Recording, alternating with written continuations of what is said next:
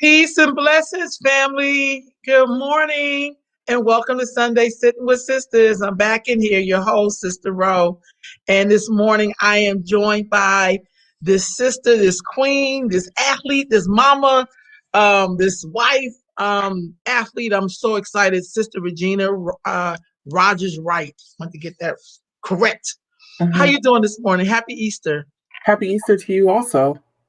Thank you so much for agreeing to do this interview. I'm so grateful to my sister. She just be hooking me up.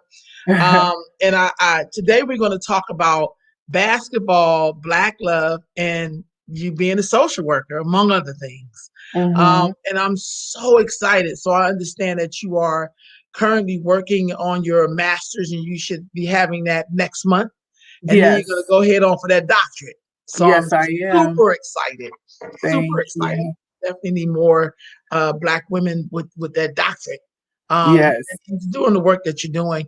I want to first get a little bit of your background. Where did you grow up at? So I grew up in Washington. However, my family is from Sacramento. My father's side is from Sacramento and my mother's side is from Indiana. But I grew up in Washington State, Seattle, Washington to be exact. Right on. How did your parents meet?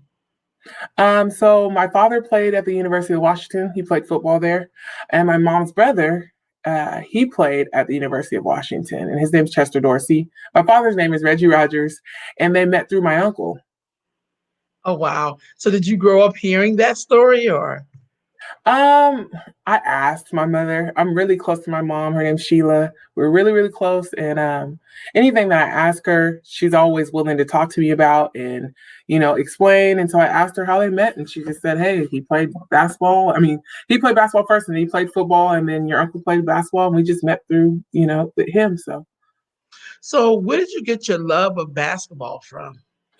My whole family plays sports. Like I said, my mom's brother, Chester Dorsey, he played at the University of Washington. My father played at the University of Washington.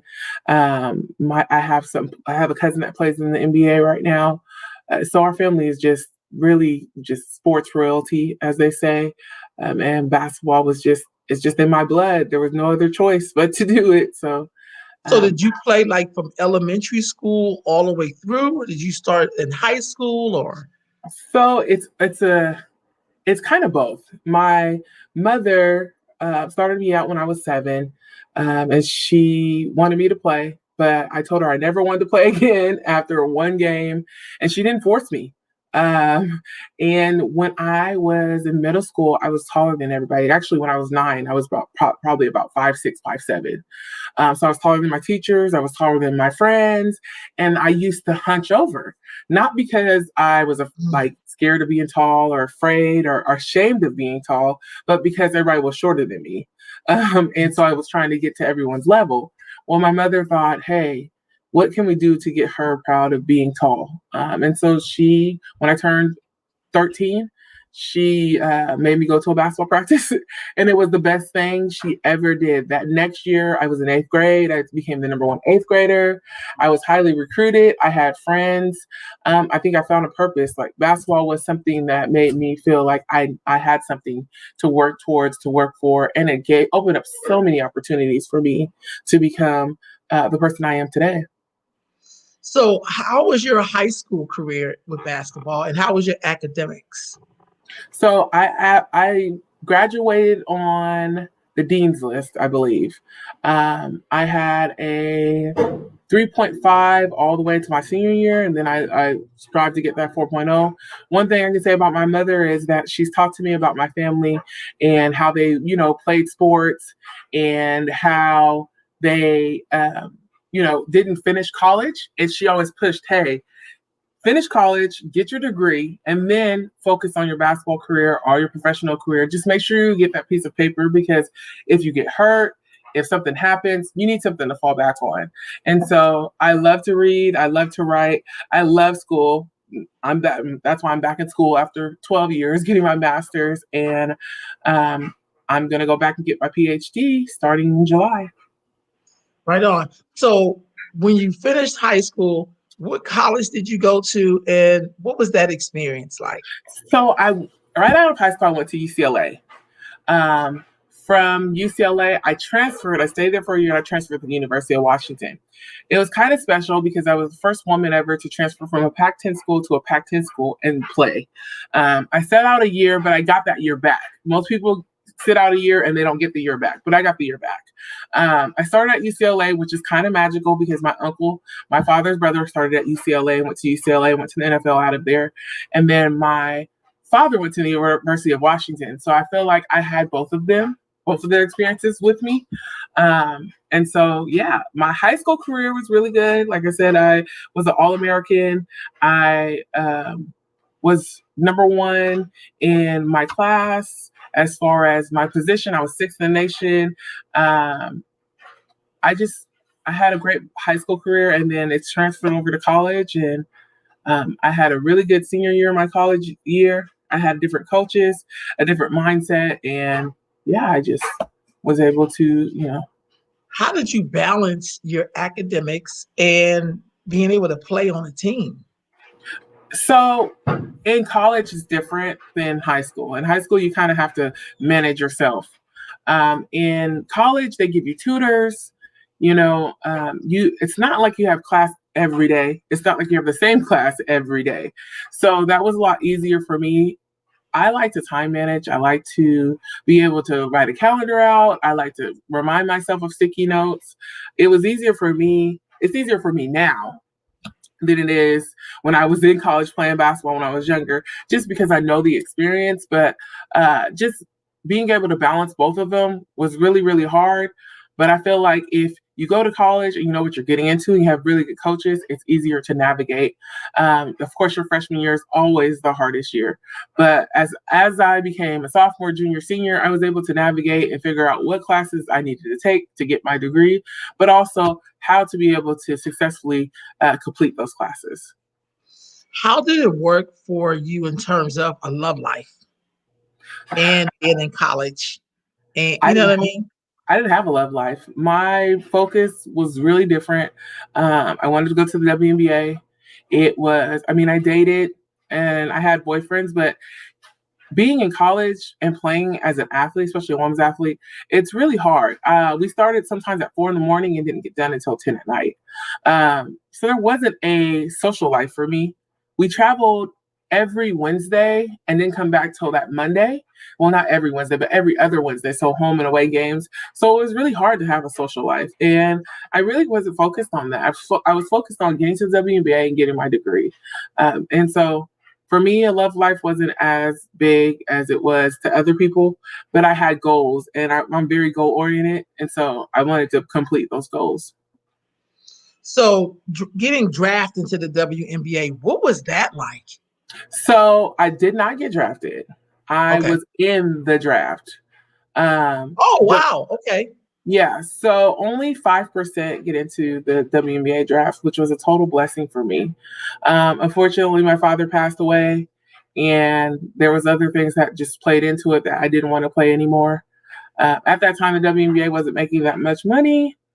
Also, there wasn't a contingency plan for me, like what would happen if I got hurt, and I wanted to be able to go into the workforce and be able to have healthcare, be able to have a pension.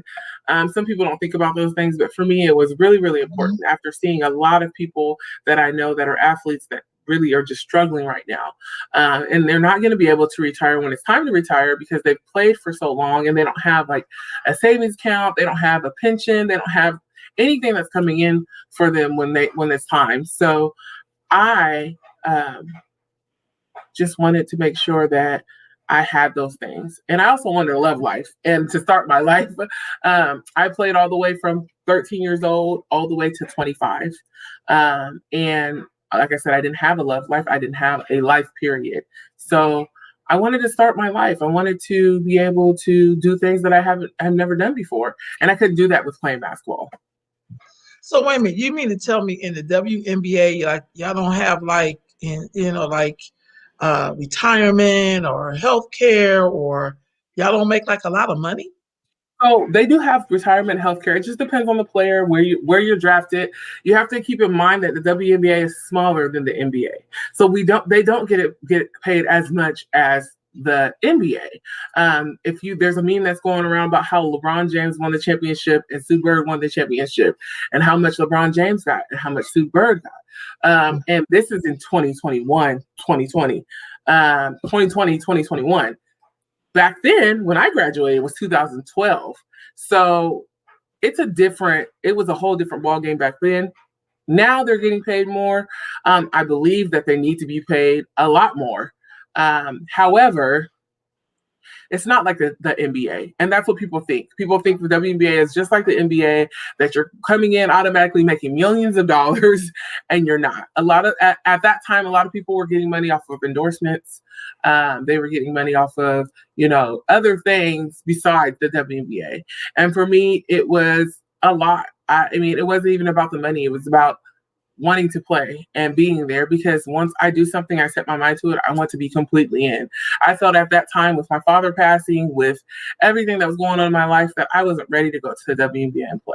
I just wanted to kind of start my life and see what it is to be a regular person. For me, that was a regular person, not playing basketball, not being able, not having to wake up at 4 a.m. in the morning, not having to travel every day, or having to go to practice every day. Even though those things are fun, don't get me wrong, I miss those. I just wanted to be able to start my life and start a family. That was a big thing for me before I wait too long, and I wouldn't have that opportunity. So I'm going to ask you these questions because you actually played in the WNBA. So do you think we should be paying college athletes to play? I definitely think college athletes should be paid to play. I know that as a college athlete, and as my friends, and as some teammates that I had, a lot of people struggled. They came from homes where their families couldn't afford to help them. And we don't get paid as athletes in college. You get paid by your scholarship, I guess, and then, you know, you get a stipend, but the stipend isn't that much. And I believe that if you pay the athletes, a lot of athletes may stay and continue their education. I think a lot of athletes do not stay for college and go straight to the NBA, especially I'm talking about men. And they just play that 1 year and go because they need the money. And then they say, hey, I'll go back and go to college later. I think if you pay these athletes, then you'll have a lot more athletes that will stay and get their education because they can afford to. Right on. Thank you for answering. I agree with you. I think they definitely should, because you guys also make a lot of money. Mm-hmm. People come and support you all. So definitely Yes. want to hear from somebody who actually was a college athlete, so you can pay. How do you think we could even up, if it's possible, the WNBA with the NBA? Like, are they pretty much the same, or do they generate money differently? Like, what is the difference between the two, besides one being a men's league and one being a women's league? I think, and I'm not a professional, so I haven't like read into this or studied this, but I know that there's a lot more NBA teams than there is WNBA teams. I know that also, there is a claim that that WNBA doesn't have more fans than the NBA. But if you watch the WNBA now, you see that there's a lot of people that are tuning in, which they've just passed, or they've just made a law where they're going to give WNBA players more money in the WNBA.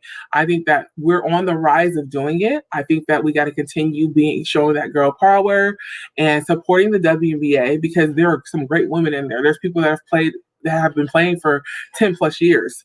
I think that as long as we as a people and women, if we support those women's sports, then the sky's the limit. I think that a lot of support was not given when I was playing. I think that don't get me wrong, we had great fans. The people that were there, they were there. They were there, they were supportive, they were there every game, but it's just not like the men's games. It's just not like the NBA games.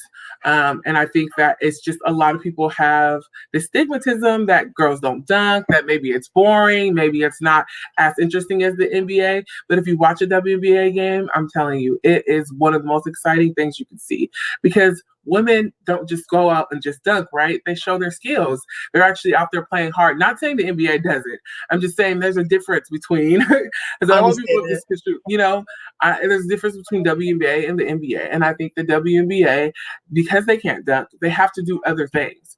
And I just feel like if we're able to support the WNBA, the NBA, and out there fighting with them, if they want more money, helping them get more money, helping them, buying their merchandise, supporting them, going to games, streaming their games, promoting them, that would help the WNBA become, a better place to be, a better position for the women that are playing in there.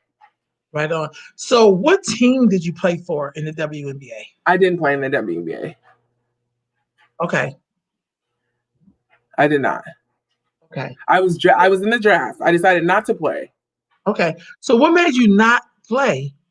I wanted to start a life. My father passed away. That was a big thing for me. I became really, really depressed about playing and not having my father there, and just I wanted to start a new life. I wanted to start over. I wanted to be a different person. I think basketball changed me for the best. It gave me tremendous opportunities. It gave me an education. I got to travel abroad. I got to meet friends for life.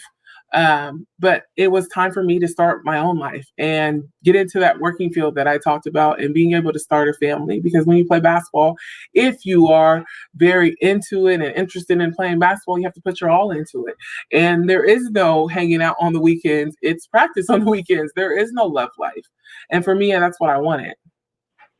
Right on. So how did you begin to create your family? How did you get to that Black love part of it? So my husband and I, we met in Georgia. He's not from Georgia. He's from Ohio. And we had a couple of dates, and I decided to move down there, and we got married, and I met him at the perfect time. I was in between what I wanted to do with my life, what I wanted to make of my life, really. And he wasn't a sports person at all. He's never played sports. I mean, he's played, but he didn't play collegiate sports. And he didn't know about my family, because that's a big thing. A lot of people, they automatically know who my father is or my uncles, and he was just a breath of fresh air. It was just normal for him to just be around me and not ask me about sports. It wasn't like I had to answer all these questions about basketball or anything with him. He supported me in every way that I needed to be, and it was awesome. I didn't expect to have somebody come in my life that quick. And I didn't expect I didn't expect to have a husband. I was looking for a husband, but I didn't really expect to have him come in my life. And it's a blessing that he's with me. So tell me, how did y'all meet? So we met online. And he asked me to come visit him, and I came to visit him, and that was all she wrote. I visited him a couple times, and we talked on the phone, and we decided to try to make things work long distance. And then that kind of wore out, and I moved down there with him, and then I got a college coaching job, and he actually moved back to Washington State with me, because that was my dream to coach at college. And so he actually quit his job down there, which he had a really good job, and he decided to come up with me. And he was like, whatever you want to do, I'll support you. Whatever you do, I can find work anywhere, but I want you to do whatever makes you happy. That's beautiful. So let's look at that a little bit, because there had to be like some specific characters about him that, because we talk about Black love, but it's kind of like there has to be characters or characteristics, I'm saying, that go with Black love. You know what I'm saying? What was it about him that you knew that this was the person you want to spend the rest of your life with? A lot of people don't understand that. It takes a lot of patience. And I think that a lot of times when we jump into relationships, that we put the focus on males. As women, I think that we always focus on what they want, and how we create our lives to kind of go around theirs, right? So we go and hang out with their friends. We go and we cook what they like. We go and do what they like. I think the difference between my husband and other couples is that my husband supported me automatically from day one, jump one. He's like, hey, this is what do you want to do with your life? This is what we're going to do. And like I said, most men, he had a really, really good job in Georgia. And I wouldn't have, I may have not quit for, but he quit for me. He quit and he said, hey, look, I'm going to go up there. You want to coach college? This is what you want to do. So that's what I'm going to do. I think that he's patient with me. I'm very impatient. He's very patient with me.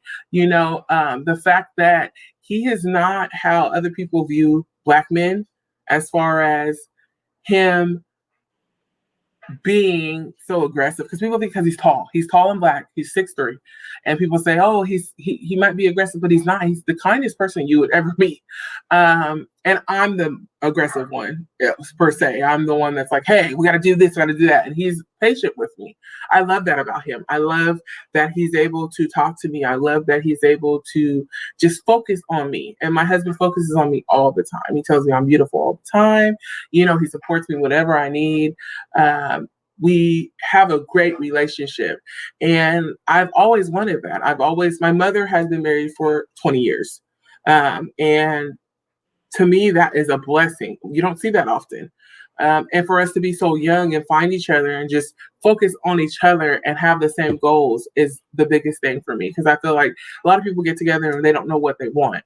But before we got together, we had about 6 months in between that was long distance, where he was in Georgia, I was in Washington. And we would talk every day, and we would talk about what we wanted in our lives, what we wanted to do when we retired, what we wanted to do, what kind of house we wanted, how many kids we wanted. And we talked about our whole life, and we made sure that we were right for each other before we committed.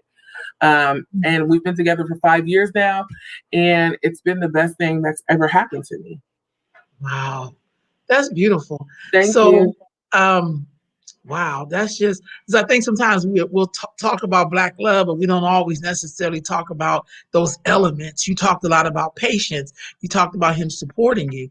You also, because sometimes in traditional so-called roles, it's like you do whatever he wants. You never get to really hear because it always feel like it's a balance. You know what I mean? Like, even though you say he supports you, but I know you also must support him, like in what it is he wants to do. Or does or whatever. So, there's always like this buy-in. What advice would you give to someone who is wanting to have that kind of relationship? Like, what was it about you that you could even develop a relationship with a person like that? I think that for me, it's you have to figure out what you want and don't settle. For me, when I joined the dating scene, I wanted to make sure that I got the person that I really wanted to be with. I wasn't settling. If it was a person, I don't care if he said one word that was wrong. It was like, nope, you're not for me.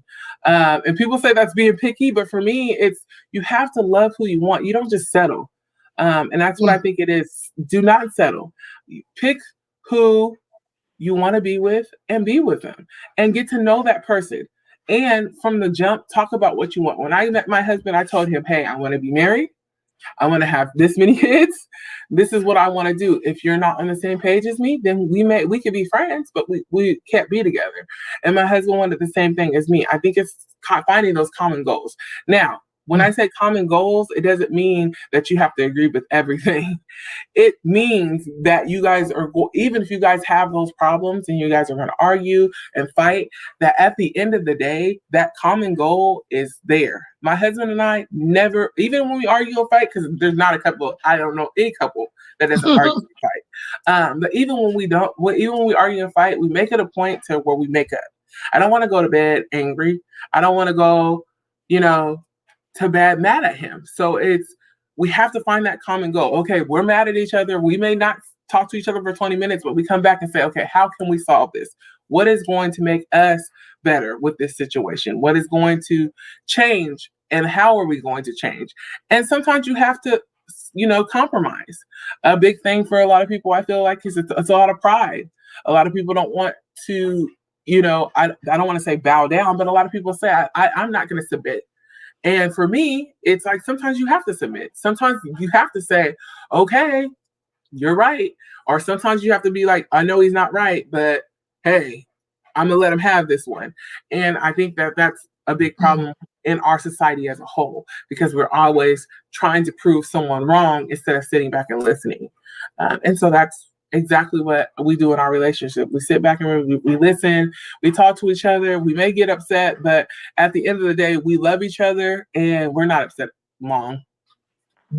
How do you work through when you have a disagreement? I'm sorry, I didn't hear what you said.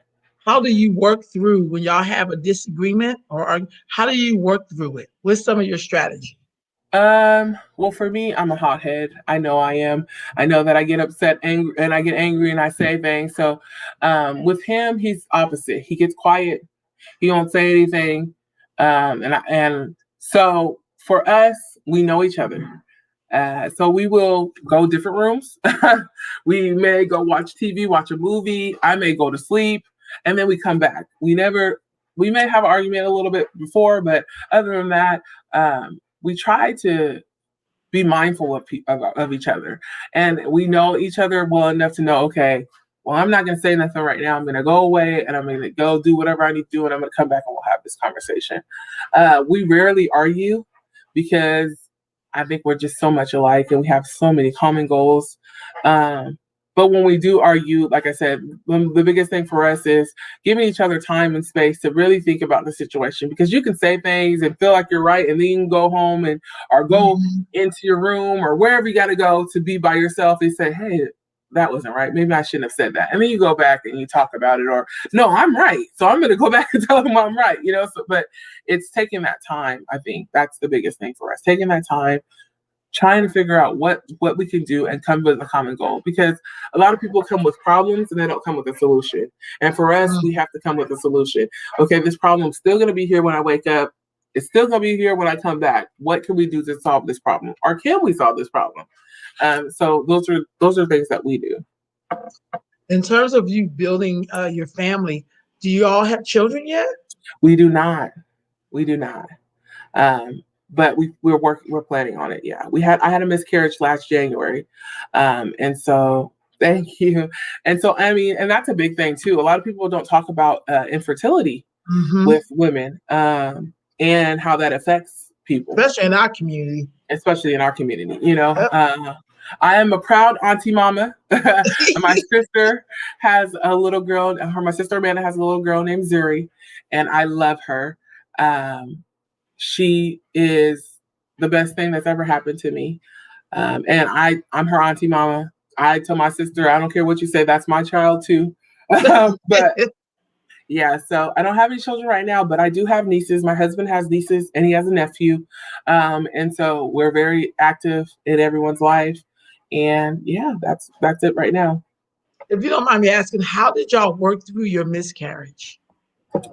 It was hard. There was a lot of blame, self-blame, not blaming each other, but just blaming ourselves and realizing that, a lot of people don't talk about the miscarriages. They don't talk about how common miscarriages are. You think that when you have a miscarriage, you're the only one in the world. You're the only one that went through it. And it's really, really hard. I feel like with my husband and I, we just didn't know how to handle things at first. And then I got online, I found some support groups, I got a grief book. Him and I talked. My husband was actually the first person to kind of break the ice and start talking about it and, telling me it's going to be okay. We're going to figure this out, whatever we have to do, I'm here for you. And that was very supportive, because I think a lot of women go through miscarriages and feel like they're alone. They feel like they can't talk to their partner. They can't talk to anybody about it. My family was amazing. I have a twin brother. His name's Reggie. And my sister Amanda, and my mother, her name's Sheila, all of them were very supportive at that time. I even have a little brother named Isaiah. All of them were supportive. All of them were constantly contacting me. They were, sending me things. They were talking to me about doctors. They were just there for me. And I think a lot of people don't understand that how family is so important at those times. And they were there right there for me. They were making sure that I was okay, making sure I was going to all my doctor's appointments, and they wouldn't allow me to shut down. I will say that they wouldn't allow me to shut down. They were the reasons why I pushed through and I'm here today. What made you want to be a social worker? I did not know what I wanted to do. That was part of the reasons why, one of the reasons why I didn't play in Wnba either. I just felt like for so long I had a planned life. I knew exactly what I was going to do from the age of 14 all the way to 25. I knew, hey, go get through college, get through high school, then go to college, and then go to Wnba. Well, when I didn't want to go to Wnba, I'm like, what am I going to do now? I'm not playing basketball. What am I going to do? And I started to work in the school district. When I started in the school district, I worked in the EBD room, which is the behavioral class for kids that have behavioral problems. And there was a couple kids in there that were foster kids. And they would talk to me and say, Miss Regina, this about their foster parents and about the social worker. And I thought, that's really cool. They have a social worker that comes in, and I would talk to the social worker. So when I moved to Georgia with my husband, I decided to work for the state of Georgia as a CPS social worker. Well, I'll never work for the state of Georgia as a CPS social worker again. But I came back and I started working in Washington State as a CPS social worker. And the reason why I say Georgia and I wouldn't work in Georgia again, because Georgia is a little different from Washington as far as their protocols and how they react to family and how they do. It's a lot harsher. I don't want to say harsher. I shouldn't say harsher, but they're very strict down there, and they don't play any games. In Washington State, you get a lot more leeway and a lot of chances to work with the family and help the family, and I like that. I'm not saying they don't do that in Georgia, but in Washington, it's just a little lenient. And I became a CPS social worker partly because I didn't have any children and I wanted to help children, and the other part is I just wanted to give back to my community. I was blessed to be in a family, and I was fortunate to be in a family that they were able to give me anything that I wanted, everything that I wanted, and support me. And I feel like a lot of the kids that I work with now, they don't have that family support, and I'm their family support. I'm at the games, or I'm coming to watch them, or I'm bringing them clothes, or bringing them food, and calling them on the phone and making sure they're there. That makes me feel better. They're the next things that they're our future. And I feel like if we put time into our children, they're going to make a better world for my children, for my nieces, for my nephews, for everyone. So that's the reason why I wanted to be a social worker. What do social workers do? Now, I work with a lot of young people too in my work, and some of them love their social workers because some of them are in the system, and some of them hate their social worker. And so, what is the job of a social worker?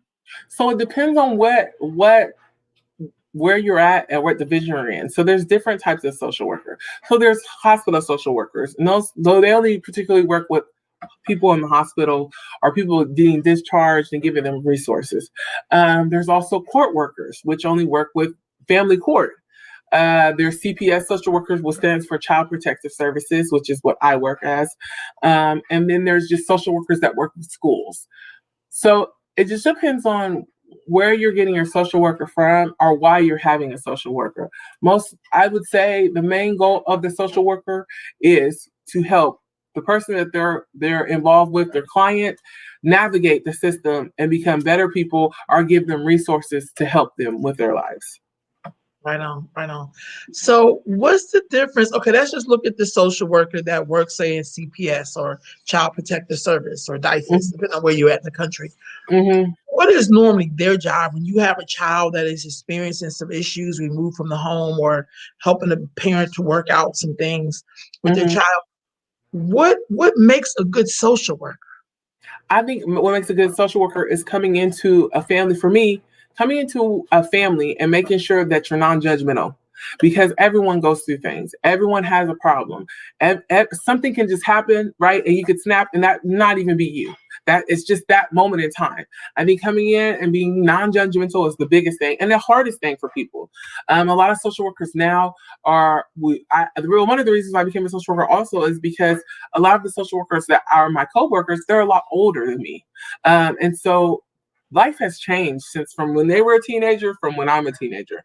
And I feel like I am able to give that insight to them on certain things that they don't understand, such as social media and the internet and how things work.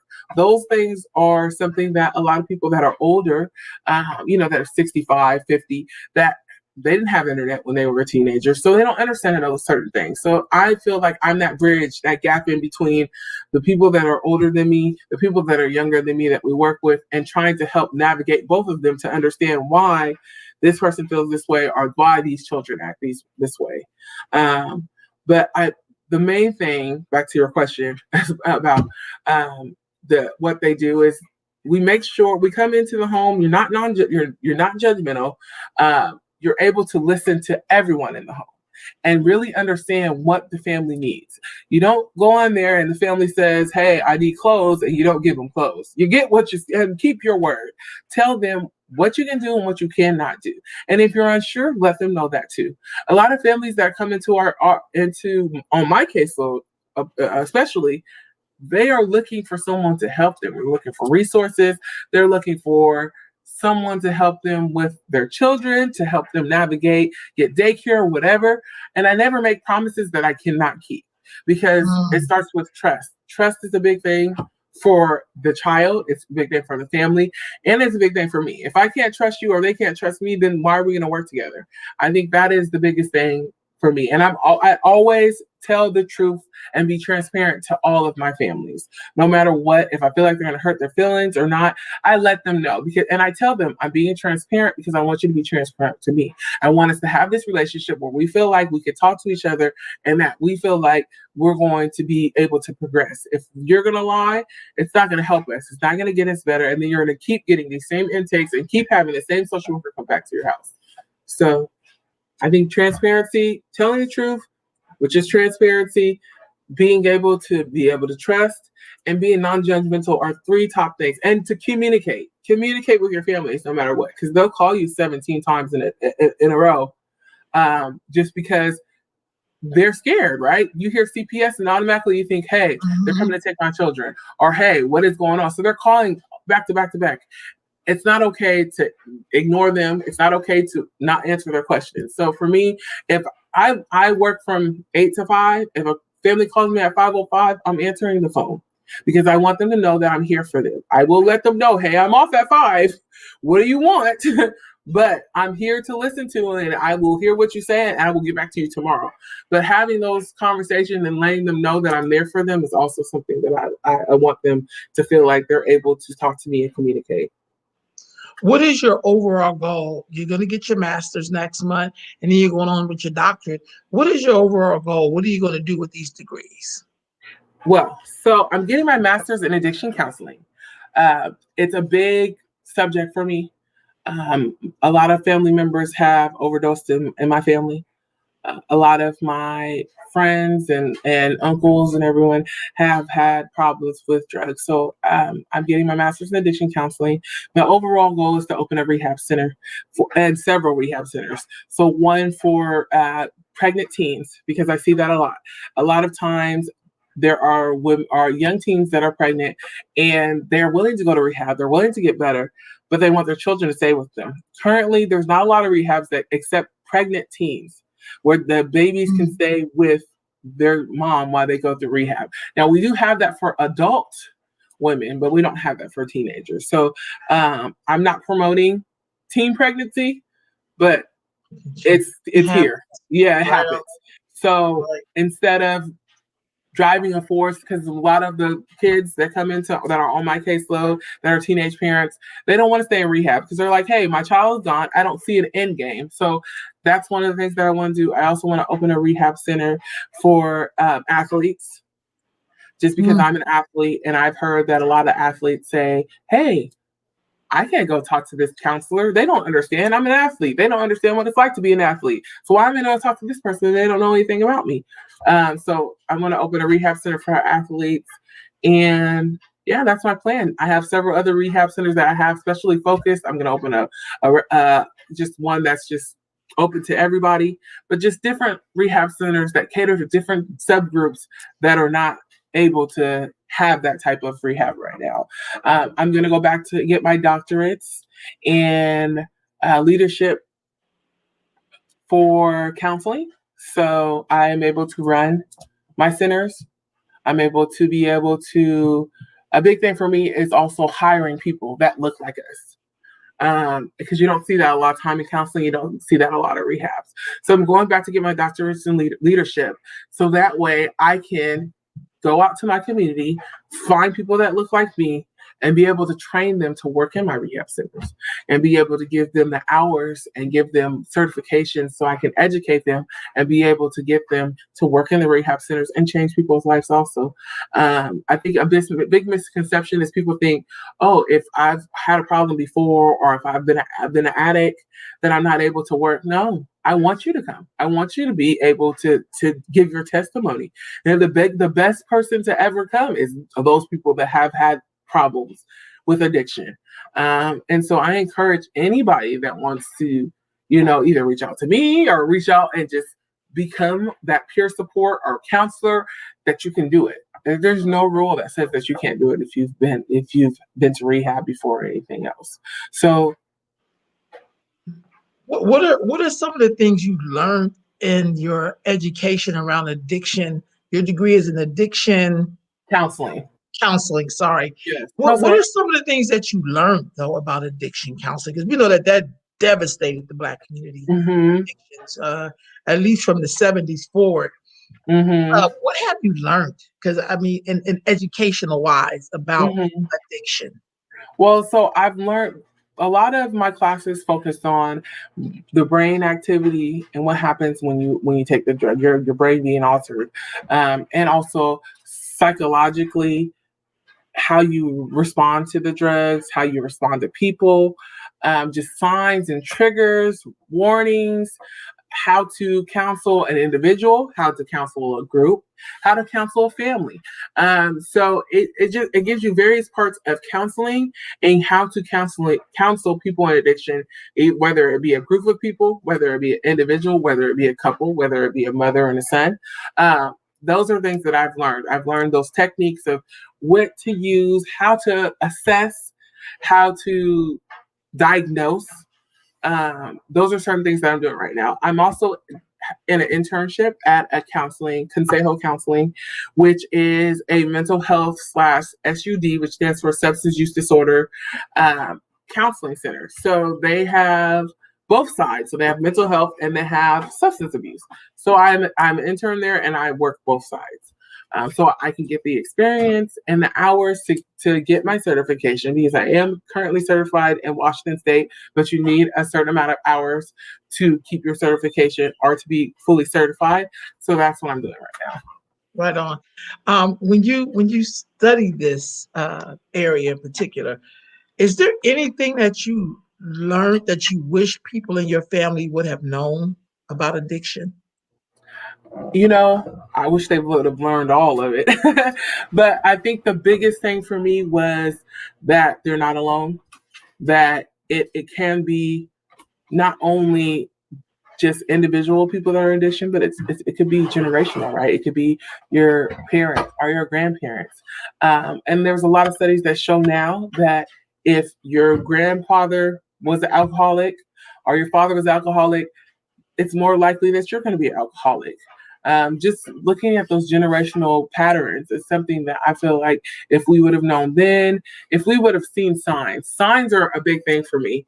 And when I say signs, I mean symptoms of withdrawal. I mean things that irritability, things that would show us that the person is addicted. I didn't know. So in those classes, I learned the criteria of what falls under being alcoholic, what falls under being depressed, what falls under being bipolar.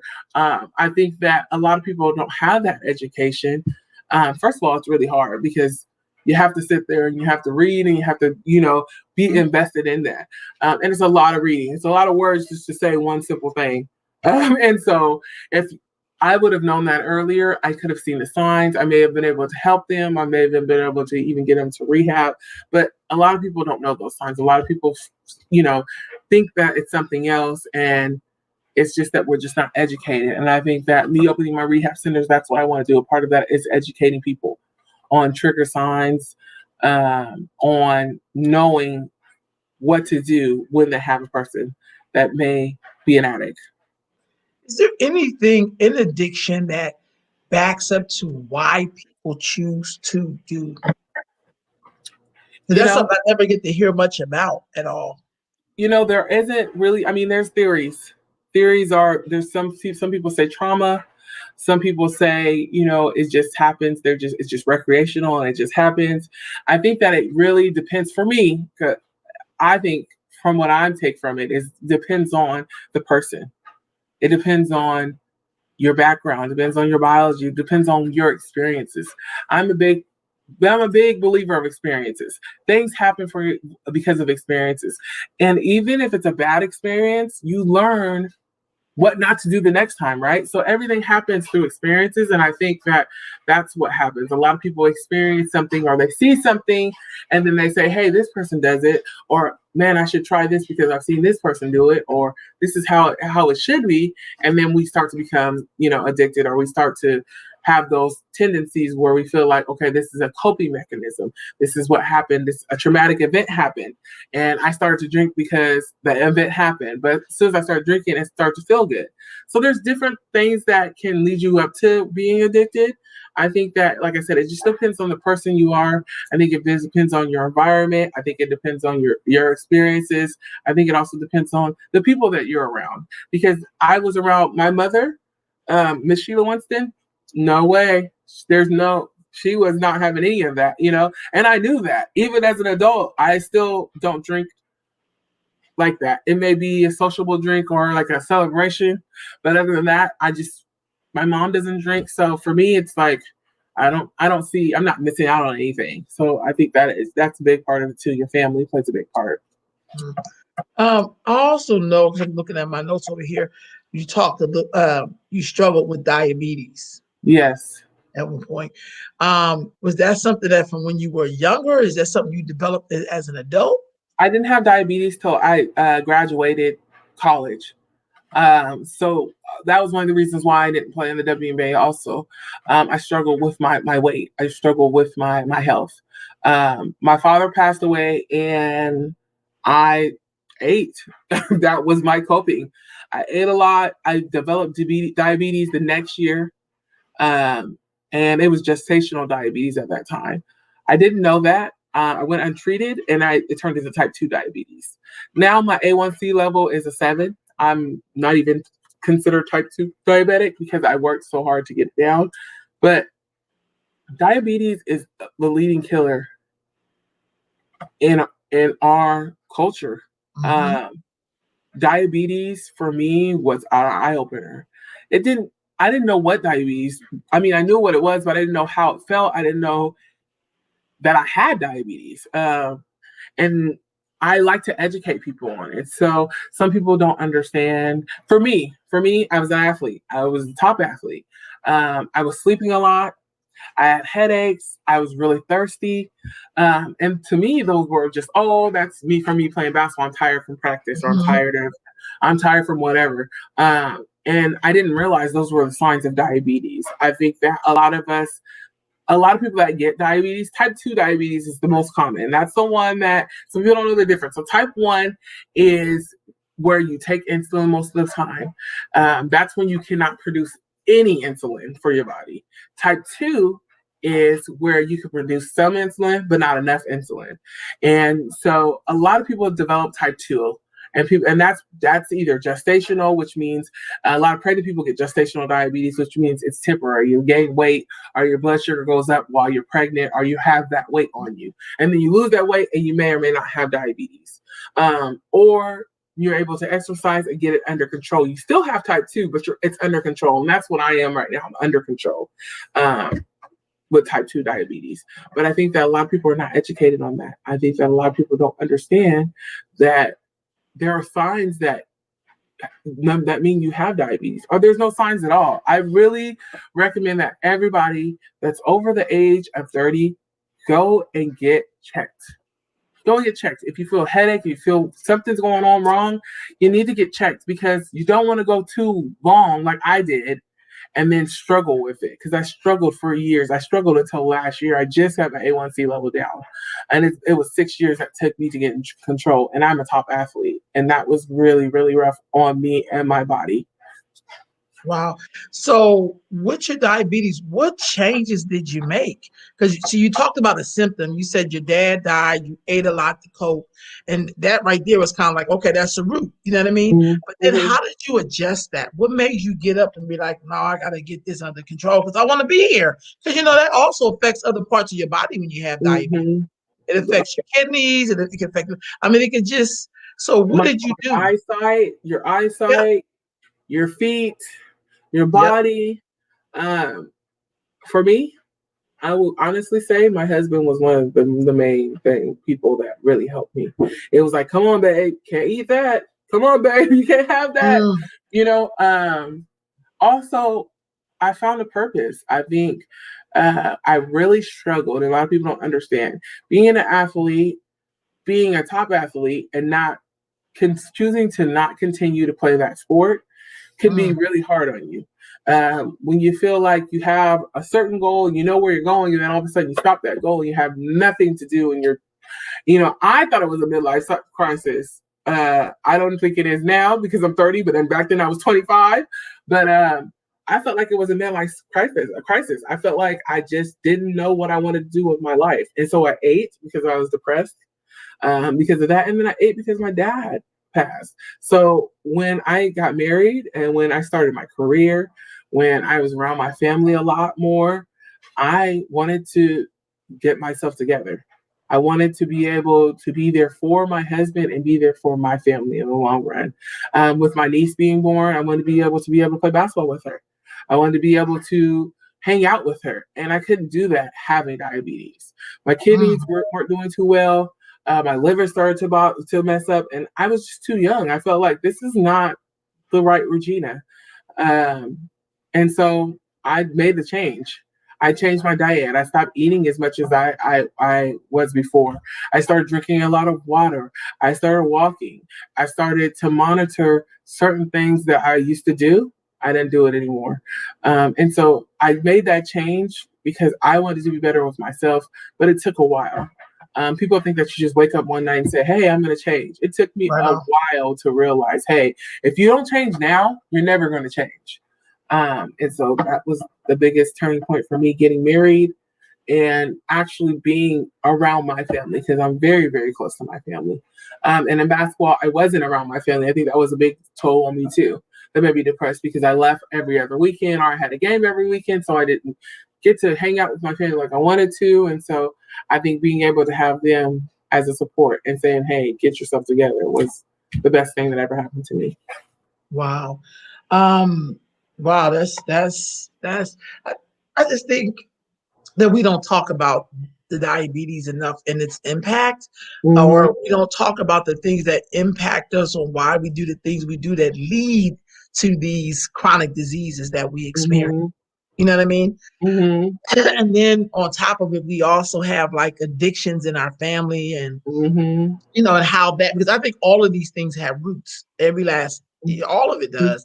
But I think sometimes we don't talk about it, or the part of us that needs to feel good. Because to me, all of it is about finding comfort and finding relief, mm-hmm, which is why we end up in certain places or dealing with certain situations because we just want to feel like we belong, or we're trying to be connected, or we want to be happy, we want to feel mm-hmm. good, but we don't know how to get there. You know Yeah. what I mean? Or we don't know what to do when we have discomfort. Like Mm-hmm, it's okay to feel like I ain't comfortable with this. But mm-hmm, sometimes we don't get the chance to say that because we don't want to be like the person that make the party be like, this, you killing the party. But it's like, yeah. but it's like we're gonna have to talk about that because, I don't know about you. I'm 49. And Mm-hmm, when people die, they're my age, I start feeling some way. I'm like, mm-hmm, oh my God, like we 50 just don't, because it's around the corner for me. It's like, that just don't seem old because I'm just starting to discover half yeah, the stuff that I really like. exactly, You know what I exactly. mean? But when you see people dropping, you just like, what can we have done better? And what can we impart to younger generations so that they Mm-hmm, don't have to do the same thing we're doing? Like they should exactly. be 80 years old just getting diabetes if they was gonna get it. I'm just saying, Mm-hmm. No, it really. should not be when you 30 or 25, or because I've known some young people who've had diabetes as well. Mm-hmm. I'm And a like, lot of people don't understand that diabetes is you can get it. It's generational, so it's hereditary. yeah, I realized that my grandmothers on both sides of my family. My father had diabetes. My grandfather had diabetes. Some cousins had diabetes, and I had no idea until I got it, and I started telling my family members, were like, "Oh, I have it. Oh, I have it," and I was just like, "What?" What? And you're right. We don't talk about it. We don't, as Black people, we don't talk about it. We don't educate ourselves on it. I think that we're actually doing better now. I Yeah. think that in these last couple of years, there's people that have been really trying to educate people on diabetes. I definitely am one. I am definitely a pusher that someone calls me and says, "Hey, this doesn't feel right. Go get checked. Go make sure that you don't have it." I'd rather you go get checked and you don't have it than not get checked and you may have it. Uh, Wow. I think that, like you said, there's a lot of people that are young that are getting it and they just don't understand why. I think a lot of it has to do with fast food. A Yeah. big change. A big change for me was not eating fast food. And I ate fast food because it was easier for me. I played basketball. Like I said, I started at 4 a.m. I didn't get out done until 10 p.m. at times. Fast food was the biggest thing. I'm not going to be standing up at 10 at night trying to cook dinner. And so for me, without playing basketball, having that time, that chunk of time wasn't taken, I was able to cook more. I got a crock pot. That's one thing my family did. They got me a crock pot. My husband got me a pressure cooker. Like they Ooh, bought me things. Like, he got me like a a pressure cooker. smoothie machine. Things to make me cook at home, my husband will go to the grocery store with me, and he will stay in the grocery store with me for 3 hours if I need to, trying to find stuff that I could eat, things that he can eat. Like support is the biggest thing I think for me, and he gives me the most support. My mother was all for it. She doesn't live close to me. She lives about an hour away, but she went and bought all this food, sent me money to buy all this food to make sure that I was able to eat the type of food that I needed. Just having that support. My twin brother sends me money. My sister will send me money. Like all of them will say, "Hey, I know this food is expensive. Even though you may or may not need it, let me help you." Those things. Or my sister Amanda, the one with the baby, she will check me at any time. I'll have some piece of candy and she'll say, "Are you supposed to have that? You have diabetes. You're not supposed to Mm, have it." So just having that support and having people to be able to say, "Hey, that's not what you're supposed to be doing. This is what you need to do, or we'll do this with you." My family's big on exercise. So my twin brother and my mom works out all the time. And so they'll say, "Hey, we'll come all the way out there to get you if you want to go work out. We'll work out with you, or we'll FaceTime you, whatever we have to do to make sure that you're okay." I think mm. that's the biggest thing for me. Family is the most important thing for me. And that's all I've ever had was support. And I think that my husband just added on to that support. And it was the extra support that's with me 24/7. Wow. As we wrap up, say it is 50 years from now, and you'll be what, 80? Mm-hmm. The 80-year-old you, where do you think the 80-year-old you would be like? Or what would you be doing? Or what would I be your hope summary? I hope that it's wise. I hope that when people talk about me, they talk about not just my accomplishments and being a basketball player, but me being a humanitarian.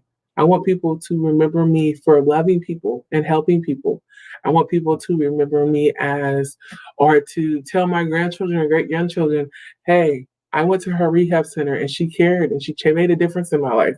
Or their grandchildren coming up to me and saying, "I wouldn't be here without my mom or dad or whoever coming to see you." That's the biggest thing for me. I want to make a difference in other people's lives because I was blessed to have a life that was better than most.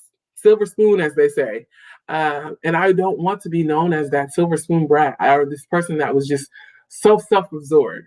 I want to be known as the person that my mother raised me to be, someone that cares about people, someone that wants to make a difference, someone that can use their name and their family name to make a difference in the world, to make it better for my nieces, for my nephews, and for everyone around me. Wow. Regina, thank you so much for joining us today. I mean, like you covered so many things, and I'm just grateful to just be in your presence, and to hear your story. Thank Khadijah, you. thank you for this interview. Yes, nice to be And here. I look forward to staying connected with you. And if anything I can do to support you, please let me know because we Thank you. I definitely need to appreciate support the Reginas out there. it. Yes, thank you. I appreciate it. Thanks for having me. This Oh, was thank you. awesome. Oh no, thank you. This has been incredible. Okay, family, I will be back next week. I'll be Bye, coming live family. from Philly. And I'll talk to you all next week. Peace and Mhm. blessings. Happy Easter. Happy Easter.